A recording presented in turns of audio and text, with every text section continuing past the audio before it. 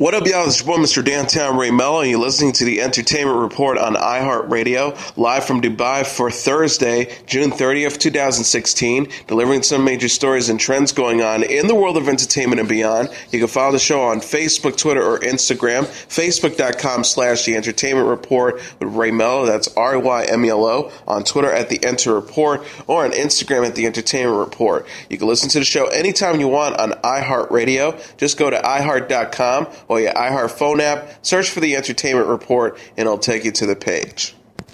Daniel Radcliffe hasn't completely ruled out reprising his role as famed wizard Harry Potter as an adult. The actor said to Radio Times Tuesday it would depend on the script. He also added the circumstances would have to be pretty extraordinary. But then I'm sure Harrison Ford said that with Han Solo, and look what happened there. So I'm saying no for now, but leaving room to backtrack in the future. He continued referencing how Ford was initially reluctant to return as his famous Star Wars character. Interested in Radcliffe reprising his role in a new Harry Potter film has sprung up after the release of the stage play Harry Potter and the Cursed Child, which recently opened in London. The Cursed Child acts as the official 8th story in the series and is set 19 years after the last chapter, Harry Potter and the Deathly Hallows. The play picks up after Harry bids farewell to his eldest sons, James Sirius and Albus Severus, at platform 9 and 3/4. The synopsis reads, it was always difficult being Harry Potter, and it isn't much easier now that he is an overworked employee of the Ministry of Magic, a husband and father of 3 school-aged children. While Harry grapes with a past that refuses to stay where it belongs, his youngest son, Albus, must struggle with the weight of a family legacy he never wanted. As past and present fuse ominously, both father and son learn the uncomfortable truth. Sometimes darkness comes from unexpected places. The play is based on a story written by series creator J.K. Rowling, with Jack Thorne and John Tiffany, with Thorne writing the script. A book version of the script is expected to arrive in stores July 31st. Outside the Cursed Child, another film that takes place in the Wizarding world, Fantastic Beasts and Where to Find Them, starring Eddie Redmayne, is due in theaters November 18th. A24 has announced its plans to release American Honey in New York and Los Angeles theaters on September 30th, with a national expansion to follow. Directed and written by Andrea Arnold, the Cannes International Film Festival Fariat stars Sasha Lane, Shia LaBeouf, and Riley Keough. The press note says, star an adolescent girl from a troubled home runs away with a traveling sales crew who drives across the American Midwest selling subscriptions door to door. The synopsis also reads, finding her feet in this gang of teenagers, one of whom is Jake, she soon gets into the group's lifestyle of hard partying nights, law-bending days, and young love. Eye in the Sky actor and Captain Phillips Oscar nominee Barkhad Abdi has joined the cast of the upcoming Blade Runner sequel, Alcon Entertainment announced. The ensemble also includes Ryan Gosling, Harrison Ford, Robin Wright, Ana de Armas, Sylvia Hoeks, Carla Juri, and Dave Bautista. Sicario Prisoners director Denis Villeneuve is helming the science fiction picture and expected to begin principal photography next month. The film will be released by Warner Brothers in North America, and Sony Pictures Releasing International will distribute it overseas. The sequel is set several decades after the 1982 original, with Ford reprising his iconic role as Rick Deckard. In the first film, Deckard was a futuristic cop charged with tracking down renegade androids. James Cameron has shared his opinion of Star Wars The Force Awakens, saying the sci-fi epic lacks the visual imagination of the earlier Star Wars. Cameron said of The Force Awakens in an interview with reporter Hannah Litchfield that has surfaced on YouTube, well, George Lucas is a friend of mine, and he and I were having a good conversation the other day about it. I don't want to say too much about the film because I also have a lot of respect for J.J. Abrams, and I want to see where they are taking it next to see what they're doing with it. He continued by saying, I have to say that I felt that George's group of 6 films had more innovative visual imagination, and this film was more of a retrenchment to things you have seen before and characters you have seen before, and it took a few baby steps forward with new characters.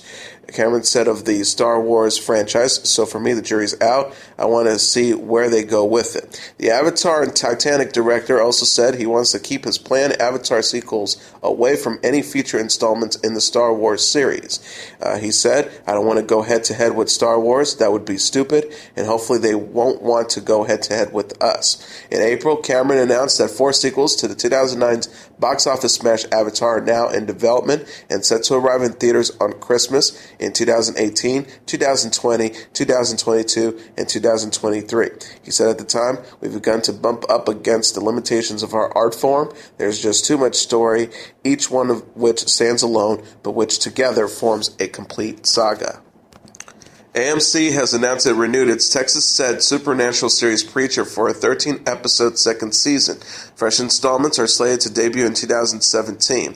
The show is currently in its first season, with Dominic Cooper starring as Jesse Custer, Joseph Gilgun as Cassidy, Ruth Negga as Tulip, Lucy Griffins as Emily, W.E. Warren Brown as Sheriff Root, Anton Yusuf as DeBlanc, Tom Brooke as Flory, Derek Wilson as Donnie Shekink, and Ian Coletti as Eugene Arseface. The Sony Pictures Television AMC Studios co-production was developed for the small screen by Seth Rogen and Evan Goldberg. Sam Catlin is the showrunner for Preacher. Charles Collier, the president of AMC Sundance TV and AMC Studios, said in a statement Wednesday, "Preacher is a special television program, and we're eager to share with fans the rest of this wild first season and now an expanded second season. What Sam, Seth, Evan, and the entire creative team have achieved in bringing Garth Ennis' graphic novel to the screen is extraordinary. We look forward to more time with these unforgettable characters, be it in heaven, hell, Texas, or beyond." Bryan Cranston is open to reprising his role as high school teacher turned drug kingpin Walter White on AMC's Breaking Bad spinoff Better Call Saul. The actor said on The Rich Eisen Show Tuesday, when asked if he would like to appear on the series, he said, here's the thing, I owe series creator Vince Gilligan so much. He was my champion to get this role. He continued by saying, if they were to call me and say, we have this idea we like, I would say yes. You don't have to finish the pitch. I'm there. What do you want me to do? He also added, I would do whatever they want because I know how careful they are and priority they are with those characters in the storyline. According to Cranston, he believes his signature television role is in good hands and confident that White's appearance on Better Call Saul wouldn't be seen as a stunt casting kind of thing. He says it would be something kind of unique and obscure and creative, and I'm all in. Cranston, meanwhile, has also been approached about directing an episode of the legal drama, but isn't sure if that's something he's interested in doing. He added, I'm debating whether I want to or not because I'm a fan of the show. That's a part of me that says that would kind of kill it for me as a fan, to peek behind the curtains. Cranston has been recently cast as Zordon in Lionsgate's long-awaited Power Rangers film reboot. The 60-year-old mentioned about the role Monday. It's motion capture and it's a lot of CGI work. He also continued about Zordon's origins. The tenets of that storyline is that this is a real person who is trapped in this ether world, and it becomes this in-the-wall, so to speak, of the command center. FX has revealed a new mysterious logo for Season 6 of their hit anthology series, American Horror Story. The image shared across the show's official social media accounts without any captions resembled the number 6, combined with the question mark. The hybrid logo continues the mystery surrounding the next season of American Horror Story that has been shrouded in secrecy. So far, no plot details or information regarding the show's new setting has been revealed. Potentially, the number 6 and question mark logo relates to comments made by creator Ryan Murphy, who stated back in March, according to Deadline, the interesting thing about the next season is that we've been working on 2 ideas at once, which we've never done. He also then confirmed that stars Kathy Bates, Dennis O'Hare, Angela Bassett, Sarah Paulson, Fit Wintrock, Wes Bentley, and Matt Bomer will be returning.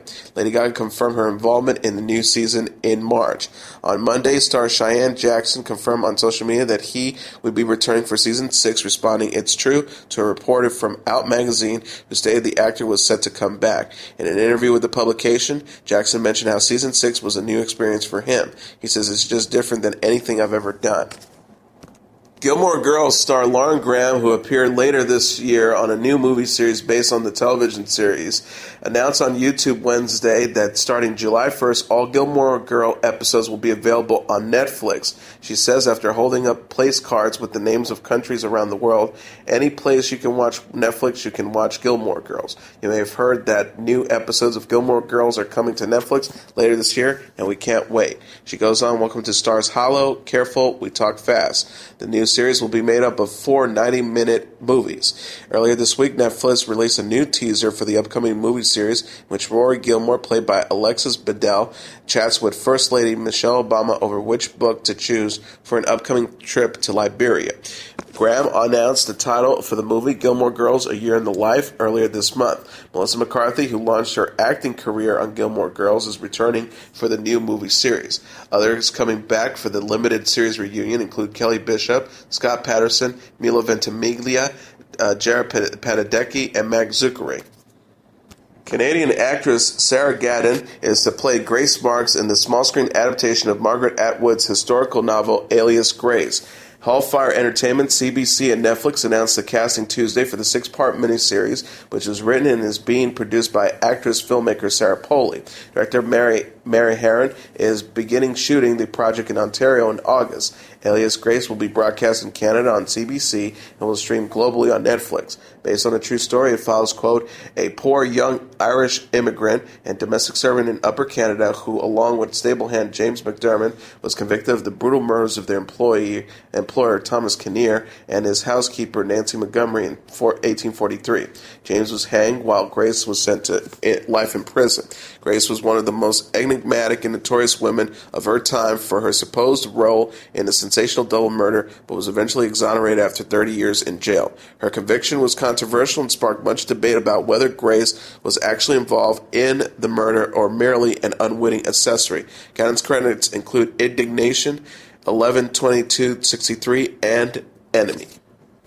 Leslie Jones has taken to social media to slam designers who are now willing to dress her for the upcoming red carpet premiere of Ghostbusters. Jones wrote on Twitter Tuesday, "It's so funny how there are no designers wanting to help me with the premiere dress for the movie. That will change and I'll remember everything." The comedian then received a reply from Project Runway alum Christian Siriano, known for designing dresses for actresses of all body types, including Danielle Brooks, Christina Hendricks, and Sarah Hyland.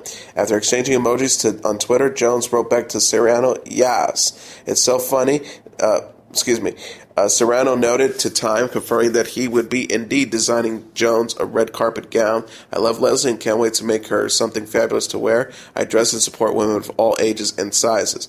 Jones followed up with the Twitter response, "What a difference a tweet makes. Should I name the designers that didn't look out? Put y'all on blast? You'll not get my love later." Jones's Ghostbusters co-star Melissa McCarthy has voiced her disappointment in the past about fashion designers as well, previously noting to Redbook that many designers were not open to make a dress for her for the Oscars. Ghostbusters, directed by Paul Feig, also stars Kristen Wiig, Kate McKinnon, and Chris Hemsworth, opens in theaters July 15th. Rutledge Wood and Adam Ferrara took to social media to announce their American version of the British automotive series Top Gear was ending on history after 6 seasons. Wood said in an Instagram post Tuesday, 6 years, 72 shows, countless adventures, and more laughs that I can't even count. He also added, "Thank you at Tanner Faust and at Adam Ferrara for taking this journey with me. I love you both like brothers, and I wouldn't change a single thing, except maybe beat Tanner up more often. To all the fans, from the bottom of my heart, thank you. Making hashtag Top Gear US on at History has been an absolute dream come true. We have loved our friends at History, and I wish we could be on forever, but we'll stick together and you'll see us again soon, I promise. To everyone who ever worked on Top Gear USA, worked on the cars, anyone who loaned us cars, helped us get locations to be idiots, audience members for the studios, and anyone else I'm forgetting, thank you, thank you, thank you. We couldn't have done it without you. Viva Top Gear US." The message accompanied a photo of the 3 co-hosts, Wood, Ferrara, and Tanner Faust, standing in front of a U.S. flag. Ferrara tweeted, "We love you all. Thank you. Hashtag Top Gear Family." He added, "How much fun we got to have and share because of all of you. Thanks for all the love and support over the years. Hopefully the ride continues." Jessica Williams will depart The Daily Show after Thursday's episode. The Comedy Central series confirmed as much in a tweet Wednesday after Entertainment Weekly broke the news the same day. The show wrote, "We'll miss you, at Miss J. Willie. Thank you for 4 wonderful years. Hashtag J. Willianian. Hashtag #EatCrayLove." Williams, the program's youngest ever correspondent, was just 22 years old when she joined then-host Jon Stewart on the series. Now 26, she is leaving the show to focus on a new project for Comedy Central. The star told Entertainment Weekly, "It's so bittersweet. I feel so many emotions. I feel like I've learned a lot about myself on the show." Current host Trevor Noah said, "The sadness I have for Jessica leaving is only eclipsed by the joy I have for her starting her new show." Williams signed a development deal with Comedy Central in March and will write, produce, and star in a new pilot for the network. The half-hour scripted series centers on a politically minded young woman in her 20s. The actress revealed, "I have this idea for a while about a young woman who is a feminist and who imagines herself to be woke.